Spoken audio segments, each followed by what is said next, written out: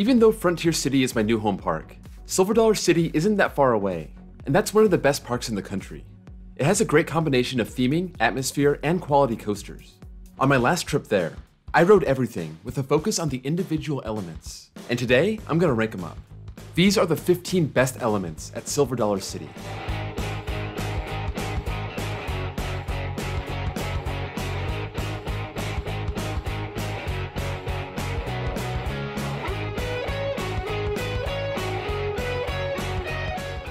Before I start, let me give a shout out to Amusement Insider.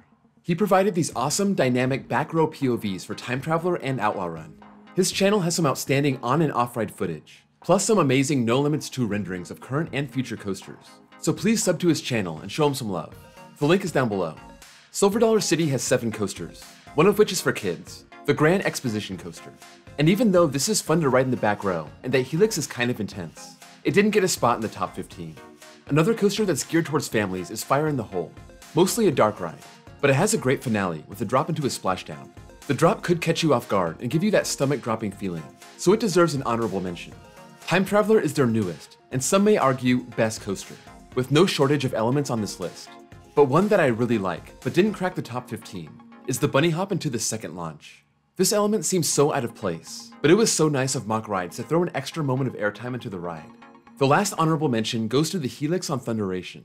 I love how this mine train drops out of the station, and then it just keeps picking up speed all the way down to the bottom of the hill. And then it hits the crescendo, with a big swooping helix right before the final lift hill, and the train is hauling at this point. Let's stick with Thunderation and get this list started. Number 15. Thunderation, the drop off the lift. There are other coasters that are built on top of a hill, and need to lift the train back up to the station at the end.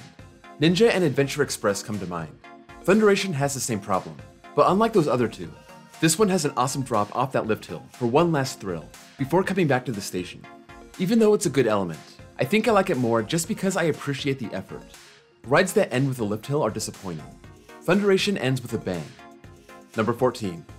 Outlaw Run, the 2 ejector hills. On a ride stacked with great elements, these two kind of get buried. They're great airtime moments, but they're nothing special, like the elements that I have ranked higher.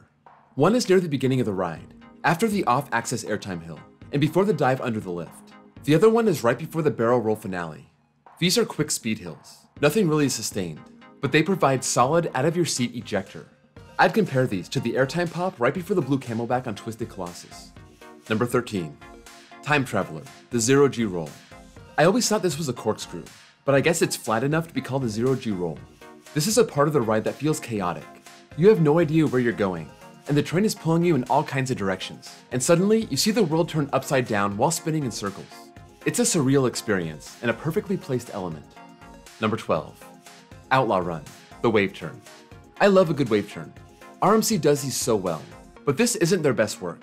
It's understandable, it was their first one, but the wave turn on Lightning Rod and Twisted Cyclone are really great. On Outlaw Run, it's good, which is why it's on this list. I'm just trying to explain why it's not higher. You get a nice pop of sideways airtime out of it, which is always great. It's just not as strong as other RMCs. Number 11. Time Traveler, the second launch. So the first launch didn't make this list. This ride brings you to a dead stop before taking you from 0 to 47 miles per hour in 3 seconds. Not a powerful launch, but it has a little bite. But that second one is different. It actually has less bite than the first one, but it's a rolling launch, taking you from 30 to 45 miles per hour in 3.5 seconds. It's actually classified as a boost. On my last ride, this was one of the better experiences on the ride, feeling that train accelerate to get back up to the station. Sophie loved this part too, so it's not just me, and I know it's not a popular opinion to rank this over some of these other elements. Number 10. Powder Keg, the floater moments.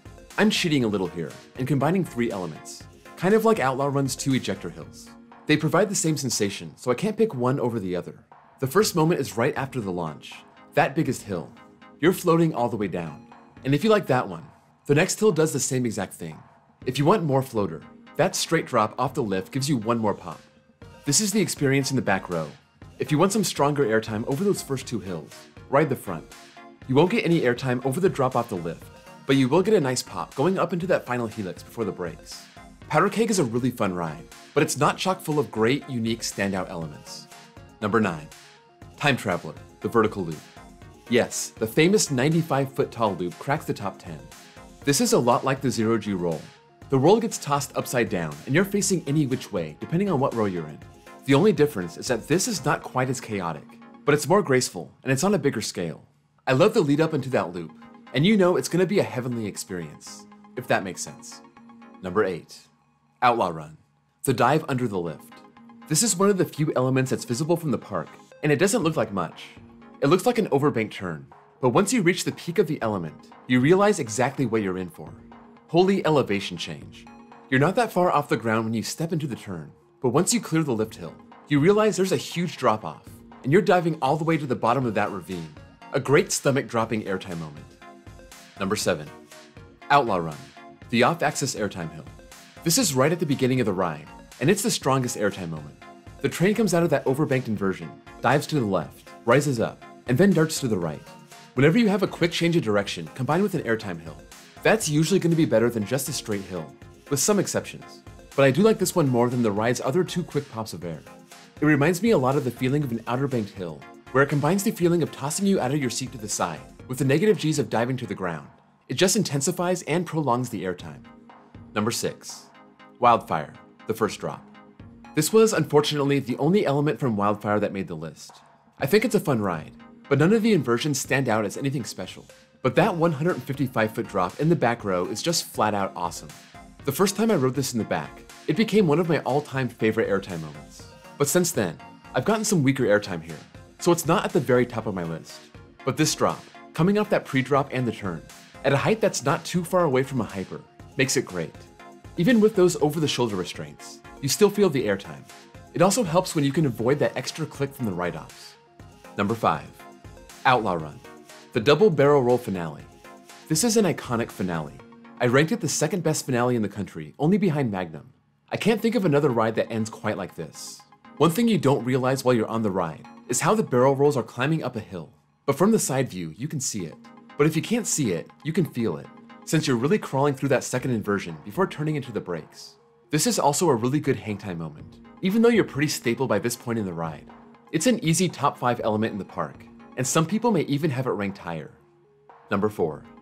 Time Traveler, the twisted cutback hill. This is an underrated element, and it reminds me a lot of Intimidator 305, or Skyrush, or even Outlaw Run's off-axis airtime hill that I just talked about. The difference here is that you're spinning while going through it, and it's an absolutely jarring experience. No matter what seat you're in, it's a real whoa moment, as the track just seems to disappear beneath you, though I think this is probably a stronger element in the back. People say this is a pretty mild ride for the most part, and I would agree, but they aren't talking about this element. Number 3. Outlaw Run, the first drop. Climbing up a 107-foot lift hill, and then diving down 162 feet at an 81-degree angle. What else is there to say? The airtime in the back isn't super strong, but you're out of your seat for a long time, and it's helped by that little pre-drop, getting some speed before popping into the main drop. One reason I love this drop so much, and why it's my favorite moment on the ride, is because it's the first element, and the lap bar hasn't come all the way down yet. Even though I really like Outlaw Run, it does feel like it's running on square wheels. It's not painful or anything like that, but that bumpiness pushes the lap bar down even if you're holding it up. So some of those great elements don't pop quite as much as they should. I think at some point, Silver Dollar City will break down and get the RMC iBox conversion, just like Dollywood did for Lightning Rod. Number 2. Powder Keg, the launch. 0 to 53 in 2.8 seconds. Not the most powerful launch out there. Accelerator does about 30 extra miles per hour in half a second less. That being said, it'll still leave your stomach behind, and I don't think anyone would claim it's a weak launch, like something you'd find from Mock Rides or Premiere. It's a compressed air launch from S&S, installed when they converted this from a water coaster to a launch coaster after the 2003 season. And let me just say, thank God they did. Powder Keg adds so much to this lineup, way more than a water coaster ever could, and that launch is my second favorite experience in the park. Number 1. Time Traveler, the first drop. I'm sure you all saw this one coming. I know I'm predictable, and I don't even care. There's only one downside of this element. It's only amazing in the back car. I rode this in the front car with Sophie. I wanted to kind of ease her into the whole Time Traveler experience. And it's crazy how it just gently lets you down to the bottom of that 90-foot vertical drop right out of the station. You need to ride this in either row 7 or row 8. It yanks. No, it yonks you over the edge, facing sideways. And it's one of the strangest coaster experiences of all time. There's no way to prep your body for this moment. This ride has 4 cars, and it's too bad that this drop is only great in one of them. But luckily, the write-ops have always been accommodating to row requests, and they let me take the back when I ask for it. I highly recommend that you request either row 7 or row 8. Don't pass up that experience if you come to Silver Dollar City. It's ridiculous. So that's all I have for Silver Dollar City and its best coaster elements. Let me know where you agree or disagree with these picks, and what you would call number 1. If you enjoyed this video, be sure to drop a like, and subscribe if you haven't done so already and like coaster content. And check out my links below, including my Discord server, where you can chat with other fans of the channel, as well as my second channel, which I made for other YouTubers looking for copyright-free footage. Thank you all for watching, and I'll see you all next time.